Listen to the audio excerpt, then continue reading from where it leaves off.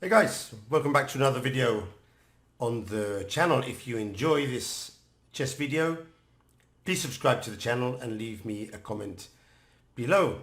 So tonight on the agenda in our game, we're going to focus on the fourth and final miniature game that I've selected from the Women Grand Prix, which, as you guys know, finished recently, the full 6 tournaments qualifying Zuzina and Goryachkina for the women's candidates.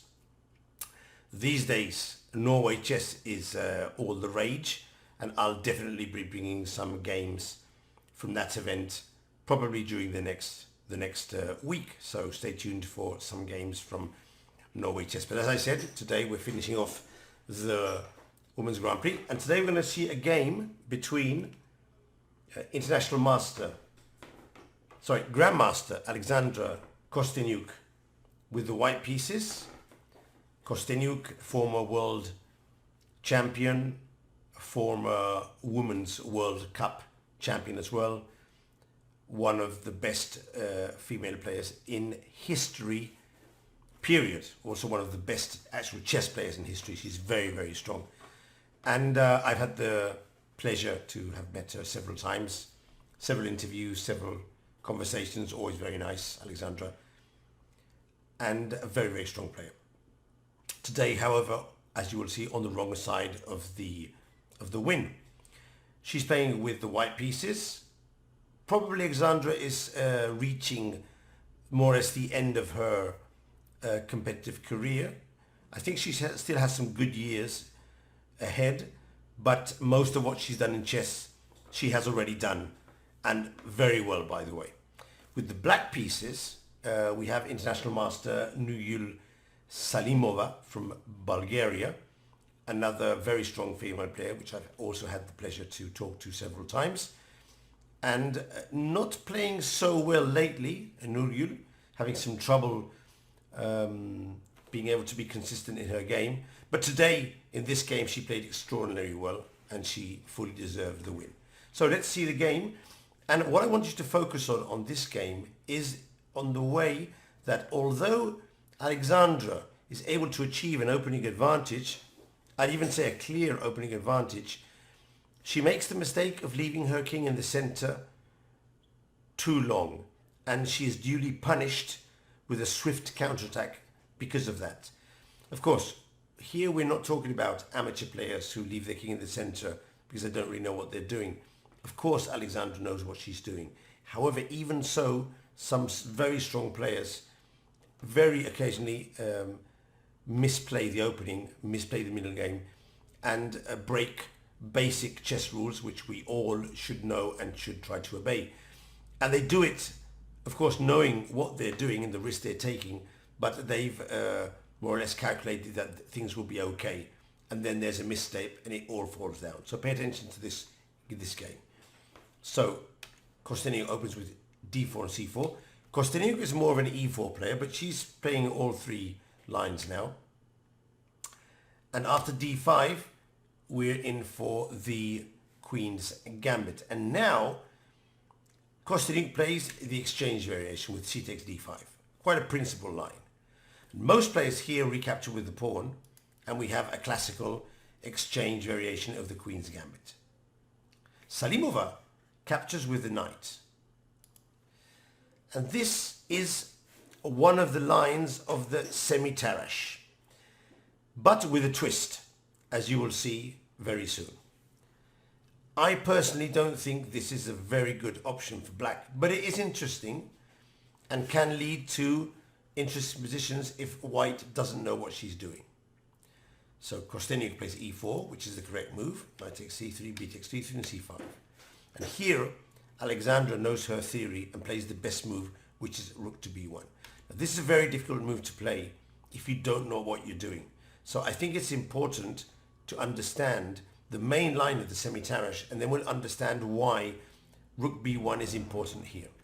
Now, the main line of the Semi-Tarrasch runs in this position after knight to f3, c5, c takes d5, knight takes d5, e4, knight takes c3, b takes c3, c takes d4, c takes d4, bishop to b4 check. This is the main line of the semi-Tarrasch.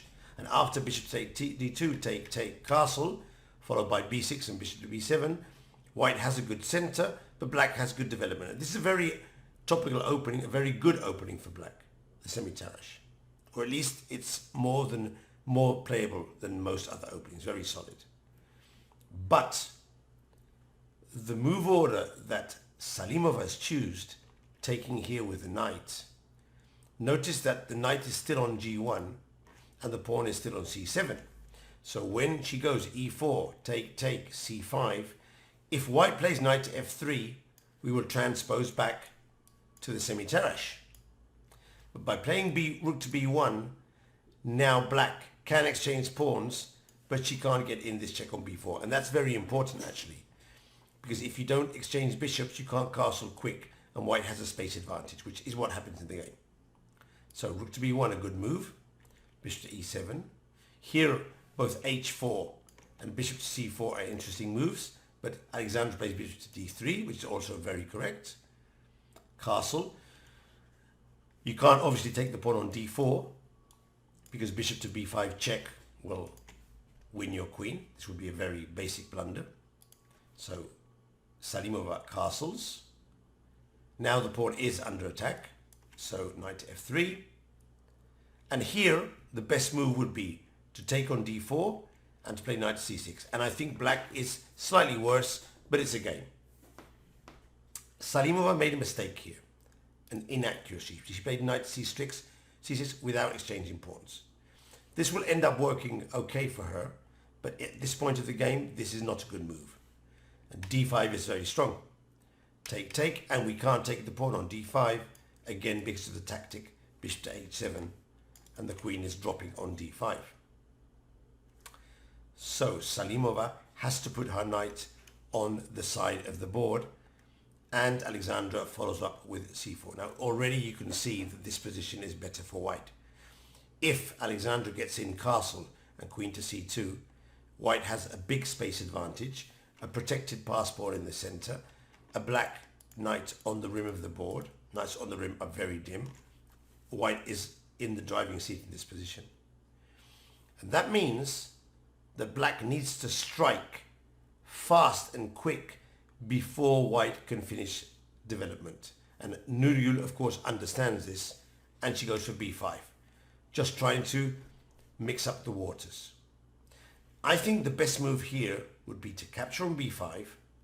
Remember, queen takes d5 would lose to bishop to h7.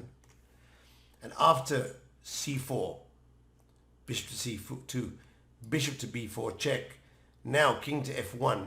Although white loses her rights of castling, she does have, for the moment, an extra pawn, and black's pieces are slightly misplaced. By the way, you might be wondering why rook takes b4 wasn't possible.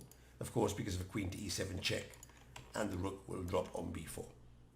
Now, this is not such an easy thing to see, but I'm sure Alexandra checked this variation and thought that her move was better. Not because she didn't see these variations. Please bear in mind that grandmasters and international masters calculate a lot of moves. It's very rare that they don't consider an important move. And when they make a mistake, it's not because they haven't seen another move.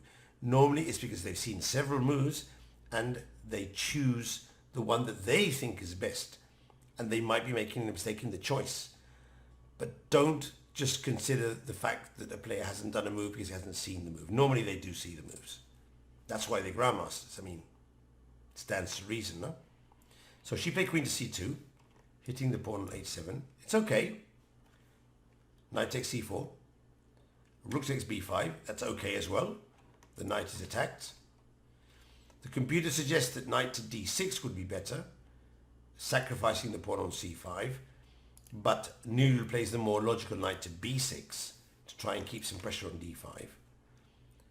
Bishop takes h7, king h8. And here we have what I would call the first critical position. White is better here. White is better. White does have an extra pawn, and black's kingside has been slightly weakened. However, white's king is in the center, the d5 pawn is under attack, and the idea bishop to a6 hitting the rook and preventing castling is the sort of move that may be slightly worrying. So what should white have done here?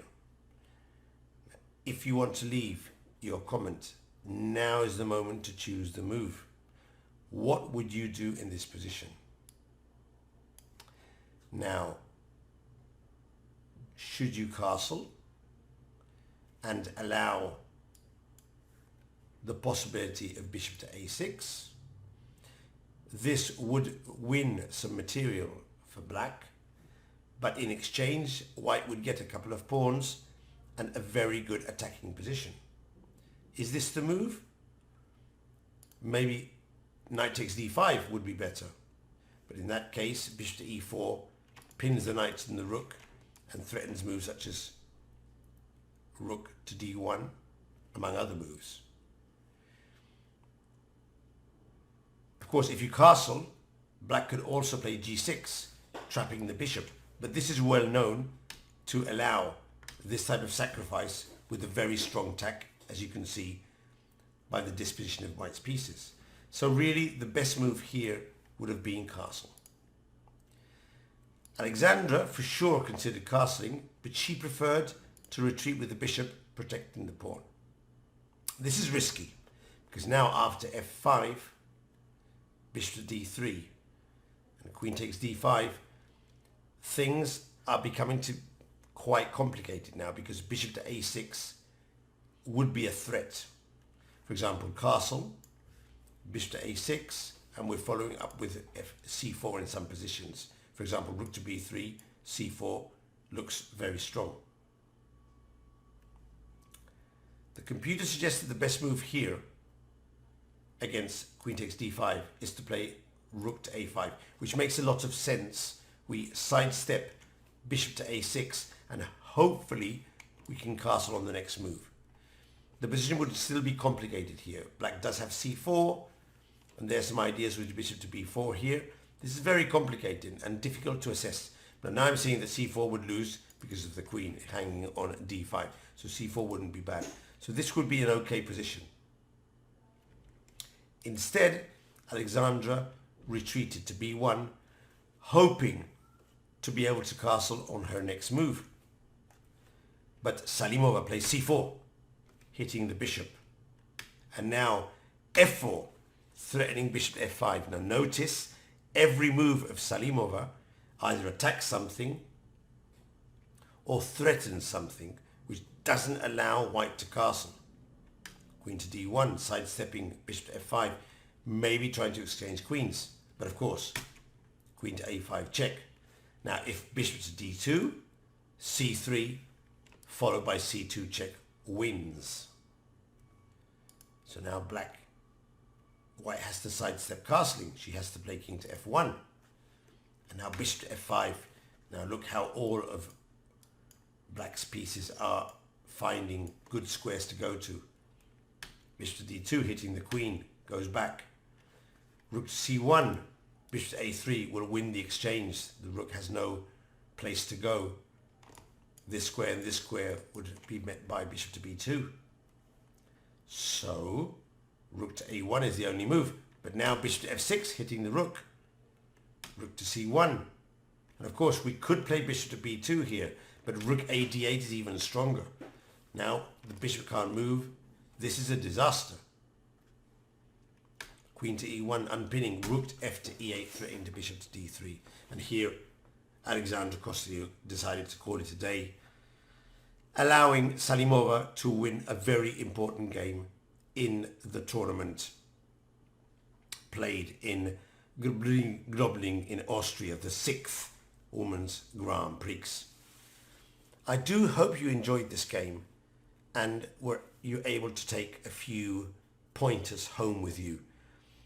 How to develop the initiative, a bit more knowledge on the Semi-Tarrasch opening, and probably the most important thing, balance material with initiative, and remember that if you leave your king in the center too long, even the world's strongest players can face a hard time in these situations. Before I leave for today, I'm an avid book reader, as most of you will probably know. And as you can see behind me in my library, I have a huge amount of both chess books, but also other reading books. And I have even more books in my other place, because they can't fit in here. One of my good friends, Nandini from India, suggested in her Instagram a book, and also in a private chat she recommended this book to me. Now, I was quite sure I had read it when I was a kid, but I couldn't remember it, and in any case I decided to purchase it on Amazon and read it again. The book is The Little Prince, and I'm going to show you here, by Antoine de Saint-Exupéry. It's a very thin book, it's only 100 pages, and theoretically it's a book for kids, and that's why I was pretty sure I'd read it as a kid. And actually I did, because I remembered when I was reading it some of the things. But you're not kids, most of you out there are adults. But I think this is a very nice read. If you're a good book reader, you would probably enjoy this book if you hadn't read it. And if you have read it, I would really appreciate that you leave a comment below telling me what you thought of the book, and maybe which of the fables or morals you took away and kept for the rest of your life from this book. The other book I'm reading currently is a thicker book. It's about nearly 600 pages, recommended in several podcasts, and I'm enjoying it a lot, which is called Sapiens. Sapiens from Yuval Noah Harari. I'm about halfway through, and I try to read about half an hour every day. I would like to read more, but life has so many things to do. Again, if you've read Sapiens, I haven't finished it yet, so don't spoil anything, but just give me your thoughts on the book. And of course, if you would like to recommend any book, feel free to leave your suggestions here in the comments. And for now, that's it from me. I'll be on the road soon again for some other events. More information about that in a while. And I do hope you enjoyed the video, and hope you keep learning, improving, and see you soon at the boards. And next week we'll bring you some games from Norway Chess. So cheers, have fun.